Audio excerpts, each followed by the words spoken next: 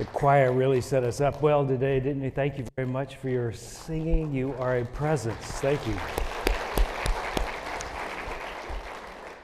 Well, I don't know about you, but I'm a little discombobulated. I'm not used to getting up this late. And it feels like I've forgotten something because I have done this once before when it's spring forward and I arrived an hour late to church on Sunday.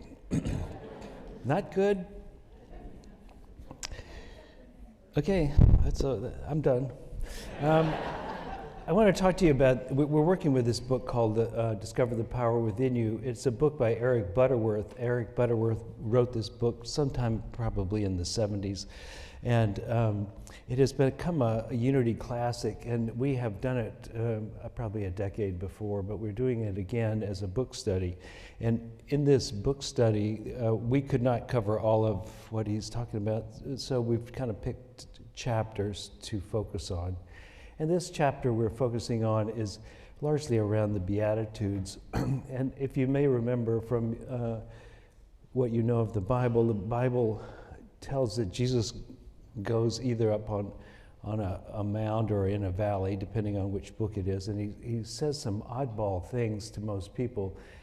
These are the Beatitudes, and most of the time when we read these Beatitudes and the way it's written in English is we think, oh wow, we should be really meek and mild and deliberately self-debasing, etc., that kind of thing, and let the world have its way and we'll just be spiritual. It's an interpretation which has some merit, but is kind of insufficient to really understand what it's talking about. Because one of the things Jesus is doing is he's really trying to awaken us to our deeper nature. That this deeper nature of who we are is not what you can see on the surface. And so how you are on the surface may be a reflection of your knowing that. But if you're trying to be meek and mild so that you become holy, this is not what he's saying. What he's really saying at depth, and quite clearly, if you read his words in a certain way and somewhat know the meaning of words that are translated oddly, he's basically saying you are a child of God. Not only are you a child of God, so is everybody else. And I am a child of God also. I am at one with the Father. I am the presence of the divine made manifest here on earth. I am that, and that is your job as well.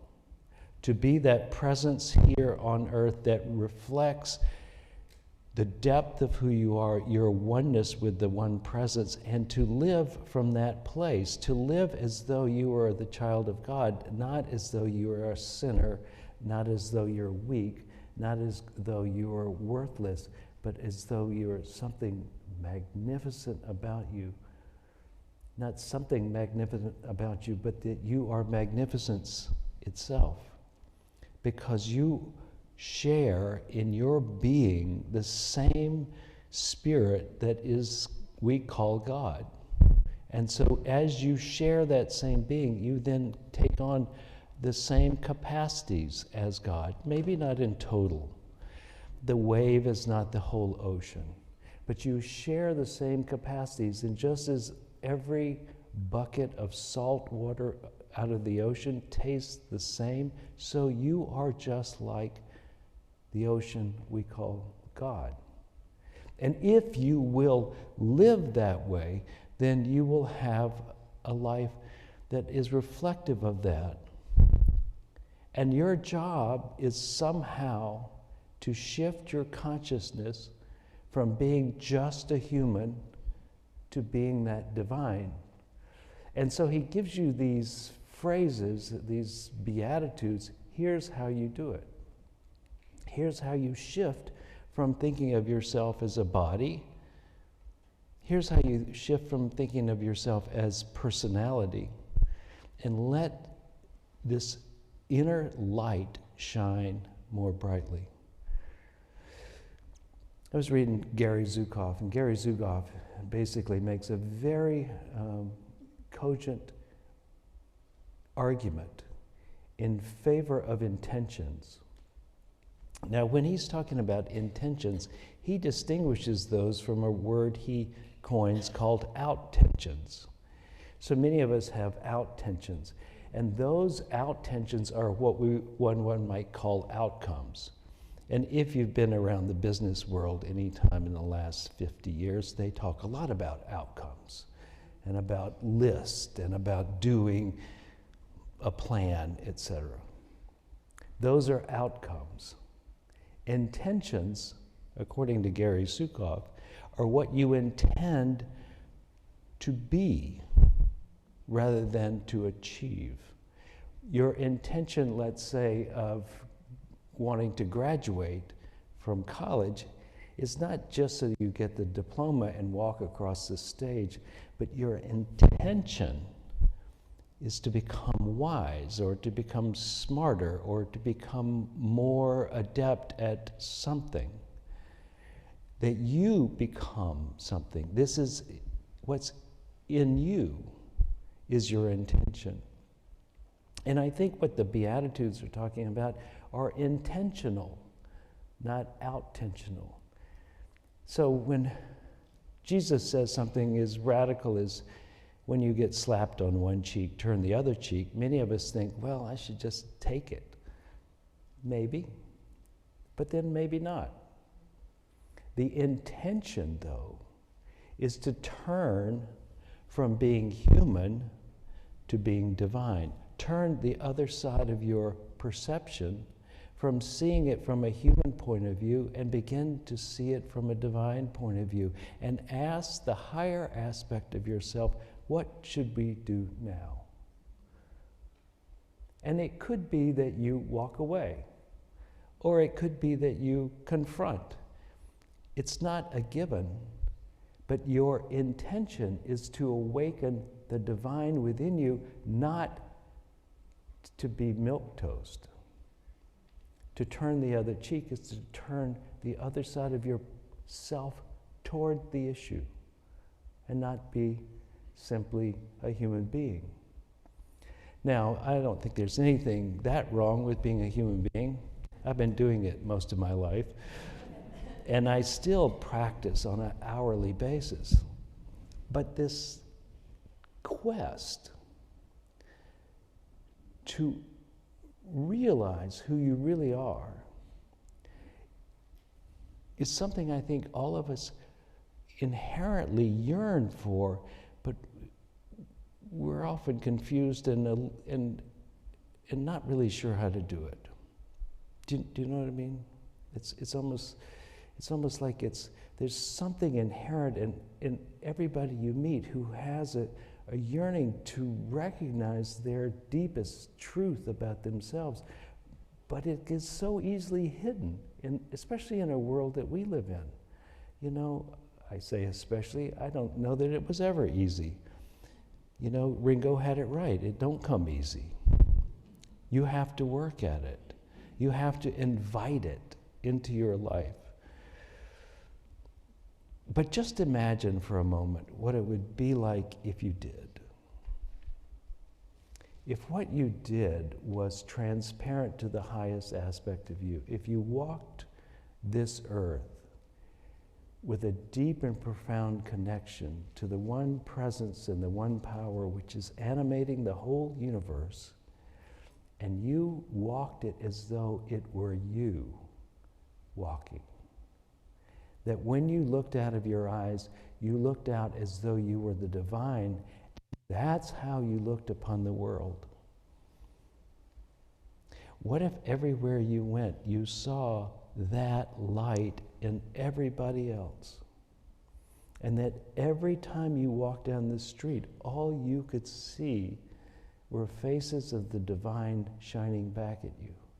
What if when you looked out on a landscape, that landscape vibrated with a sense of love and acceptance, and all you could feel was appreciation and the fortunate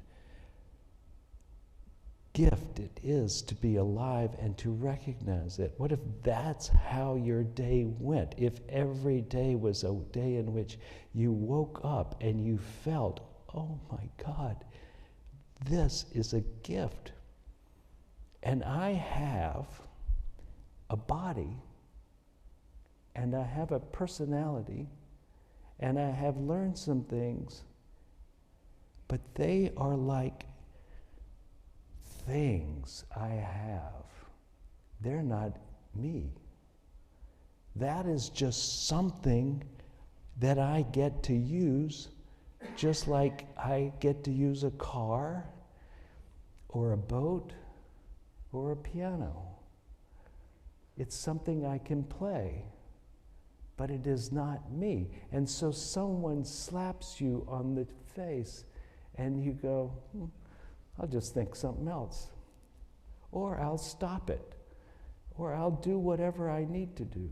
I am often curious if I could hold that long enough, could that just get to be who I was? Right? I think all of us have had those moments when we're in the midst of something and we can feel the flow of energy coming through us, or wisdom coming through us, or a sense of peace or grace, or something is happening, and we're touched by that in the moment, but it fleets, it goes away, it leaves us, and we are back to just being ourselves again. And then we have another chance to experience that, and then it leaves us. Right? We do have to work at this. Occasionally you'll find a human being who wakes up apparently with no effort at all. And typically the story of those people is they suffered enormously prior to it. And I think you'll understand this when Jesus says, blessed are those who mourn, and when he says, blessed are those who suffer and weep, blessed are they, for theirs will be the kingdom of heaven. They have put in the suffering to want it. And that they want it so clearly. They know there must be something more for them than what they have, and so they're willing to absolutely be changed. They're willing to invite the divine to live in them as them, and to some degree let go of their life as it is, because it stinks for them. And because it is so hard, they're willing to change. And I don't know about you, but I'm a practitioner of that. When it gets really hard for me, when I really can't stand it, okay, I'll do different, right? I remember someone saying, if you feel like someone is pushing you, if you're always being pushed, the world is always pushing you, move.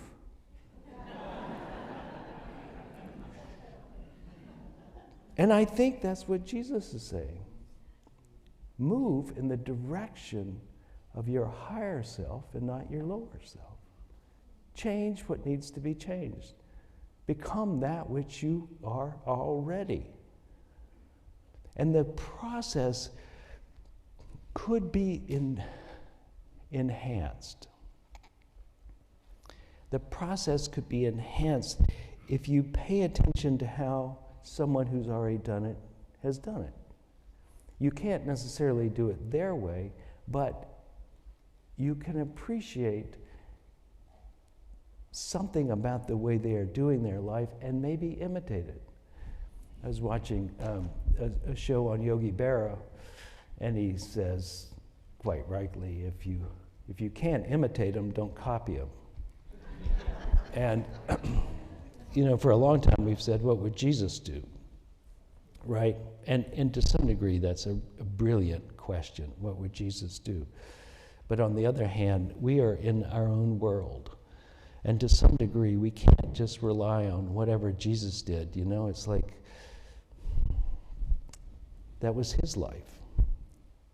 You are a Christed being. Now, this definition of the Christ, as we said last week, the definition of the Christ is not that Jesus was the Christ and there was only one, but the Christ is this inherent pattern, possibility, extension of the divine, however you say it, the Christ is your divine aspect, and everybody has a Christ within them, a Christ aspect to them, their being. And that Christ that Jesus become is because he eliminated so much of his personality and adopted so much of this Christed nature that we call him Jesus the Christ. And the idea is that you become you the Christ. I don't know about you, but it's a big job. I think it's a big ask indeed. And so if you don't take up the task, I think you can be granted some slack. It's like, of course, it's too big. It's too much for me. I'm not going to do that. I'm not going to be that. But I think to every inch that we move toward it, we are rewarded. Because our whole experience of being human, when defined by the Buddha, it is dissatisfaction. It is never quite satisfying. And so when we move away from being simply human, we move toward satisfaction. And so as we take our steps in that direction, it becomes something that is in itself rewarding. As we reduce the amount of personality and take on the amount of soul, the more satisfying it is for us. Now, it may come with feelings sometimes of inadequacy, feelings of sorrow and tenderness that we had done our best to hide from ourselves. But in accepting those and taking the steps to heal that which is needing to be transformed, as we do that, there is a degree of satisfaction you cannot get by just doing it faster, harder, and with more out-tension. And so, yes, you may not want to take on the whole thing. You may want to sneak up on it. You may want to sneak up on being a really good person, not just jump right in.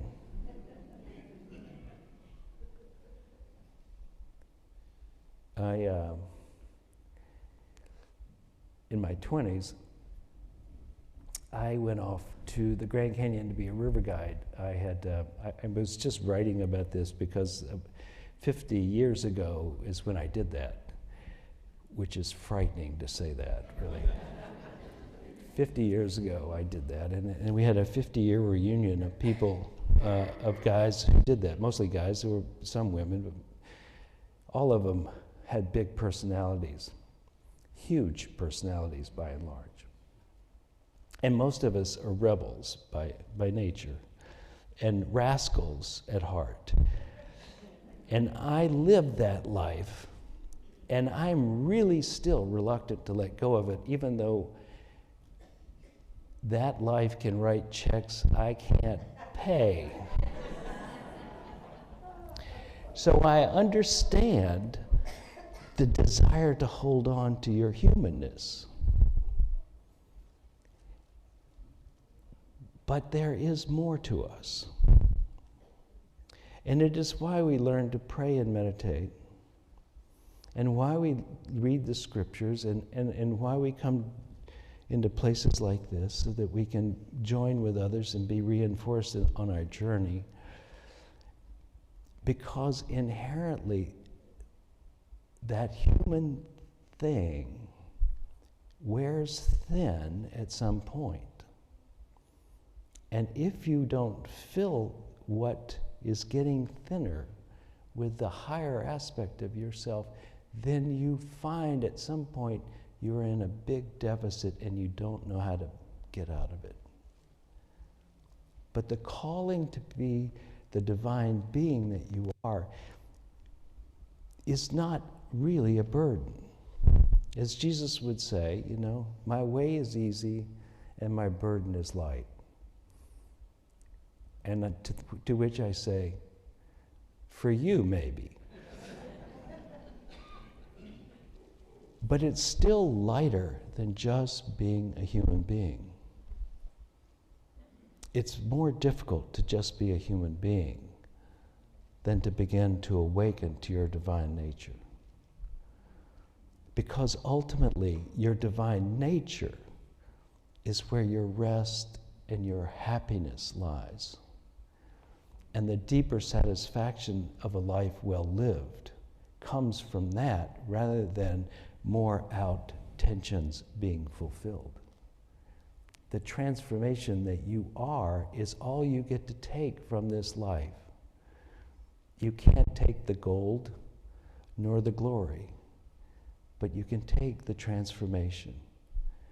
And so this calling to be meek or mild is a calling not so much that you be meek and mild in the world, but that you be incredibly receptive to this divine presence so that it can flow through you.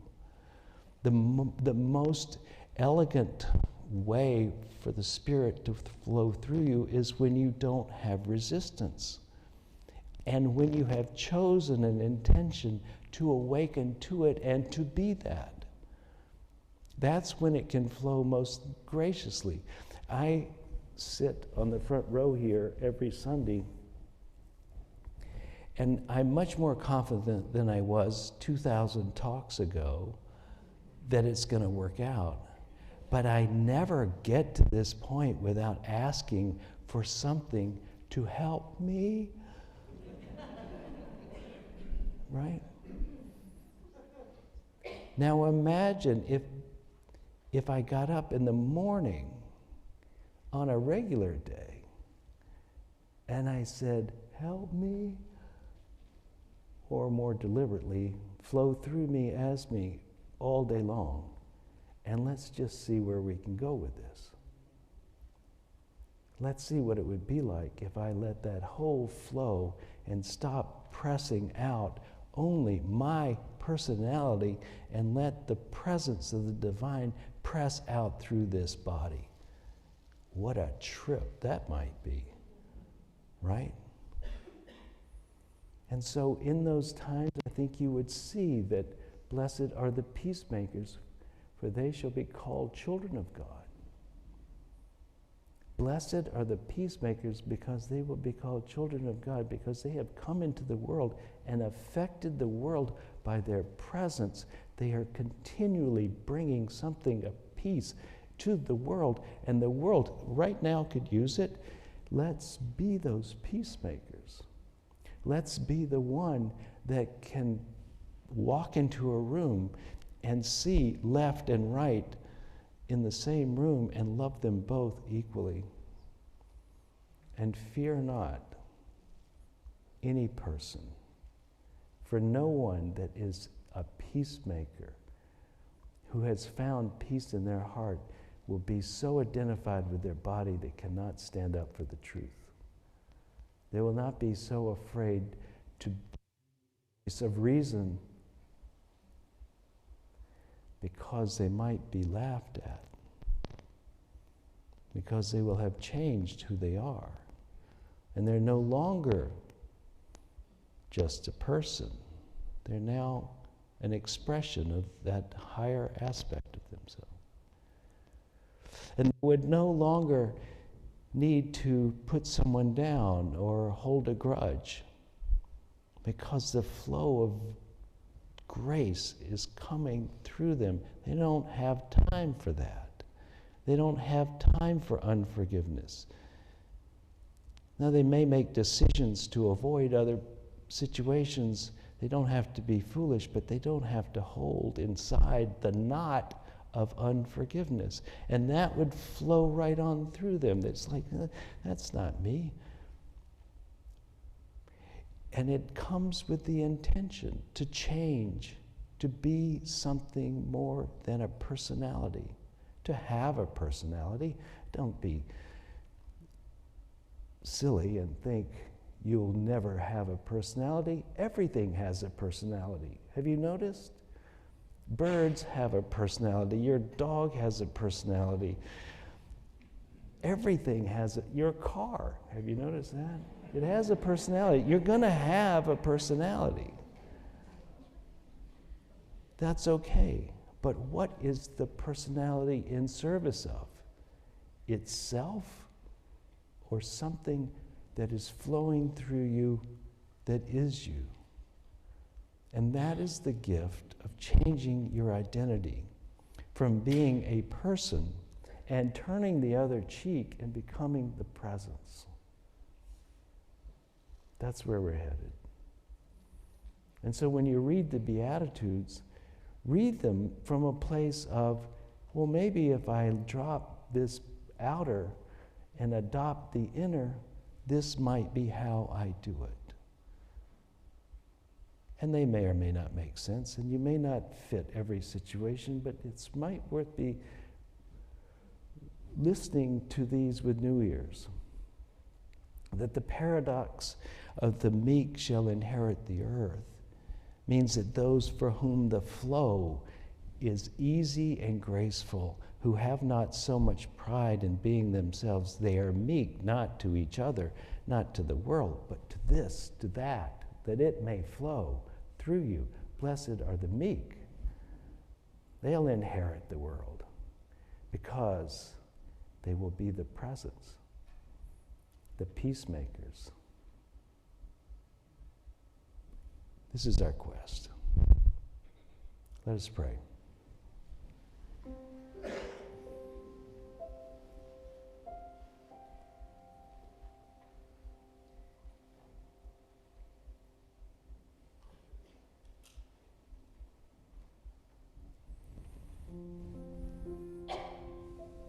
Let us imagine for a moment as we move into the quiet of our own being that we can step back from being a personality and see the personality. Take a step back from the habits of your own minds and to look and see if you can see the habitual thoughts.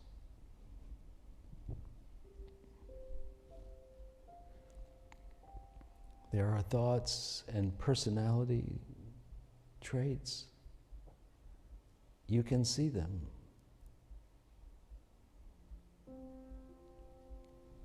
They are not you. They are merely thoughts and habits. And they may work, or you may want to let them go.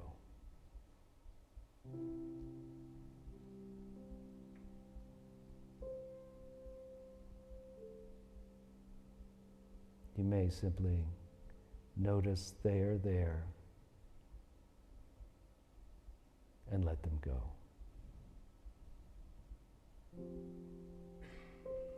And choose another thought. And adopt a new trait.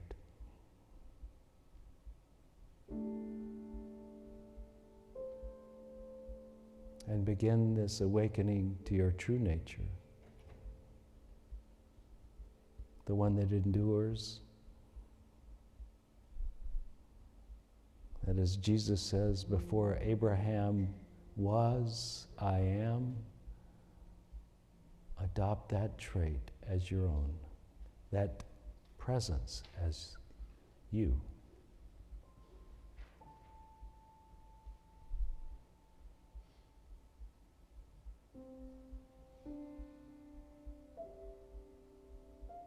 If we could take it to heart, there is only one presence and one power, then from our heart, we would live as one presence and one power. Let us choose to do that. And so it is.